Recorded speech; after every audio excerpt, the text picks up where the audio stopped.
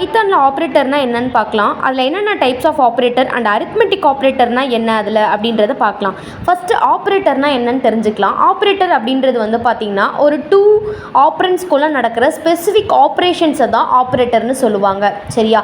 அடுத்தது என்னென்ன types of operator இருக்குதுன்னு பார்த்தீங்கன்னா arithmetic, assignment, comparison, logical, bitwise, special ஆப்ரேட்டர்னு சொல்லிட்டு ஒரு 6 டைப் ஆஃப் ஆப்ரேட்டர்ஸ் இருக்குது. அதில் அரித்மெட்டிக் ஆப்ரேட்டர்ஸ்னால் என்னன்றதை பார்ப்போம் இன்றைக்கி. அரித்மெட்டிக் அப்படின்றது வந்து ஒரு மேத்தமெட்டிக்கல் ஃபங்க்ஷன். மேத்தமெட்டிக்கல் அப்படின்னாலே நமக்கு ஞாபகம் வருது addition, subtraction, multiplication, division, flow division, model, power, இது எல்லாமே நம்ம மேத்தமெட்டிக்கலில் யூஸ் பண்ணுவோம்.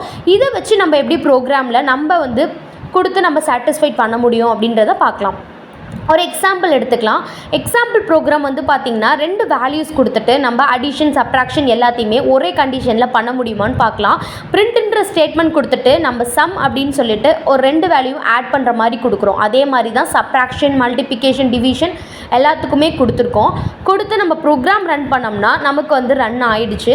இப்போது எல்லாத்துக்குமே தனித்தனியாக நம்மளால் ப்ரோக்ராமில் பார்த்திங்கன்னா அவுட்புட் கொண்டு வர முடியும். இப்போ ஆட் பண்ணோன்னா நமக்கு அதே வேல்யூஸ் கொடுத்துருச்சு. சப்ராக்ஷன், மல்டிப்ளிகேஷன், டிவிஷன் எல்லாத்துக்குமே வந்துட்டு நமக்கு ஆன்சர் கொடுத்துருச்சு. ஸோ இந்த மேத்தமெட்டிக்கல் கால்குலேஷன்ஸ் எல்லாத்தையுமே கால்குலேட் பண்ணுறதுக்கு இந்த அரித்மெட்டிக் அப்படின்றத நம்ம ப்ரோக்ராமில் யூஸ் பண்ணி நம்மளோட இதை சாட்டிஸ்ஃபைட் பண்ணிக்கிறோம். ஸோ இதில் ஏதாவது டவுட்ஸ் இருந்துச்சுன்னா கீழே கமெண்ட் பண்ணுங்கள். இதே மாதிரி இன்ட்ரெஸ்டிங்கான திங்கோட நான் நாளைக்கு வந்து உங்களை பார்க்குறேன். பாய் பாய்.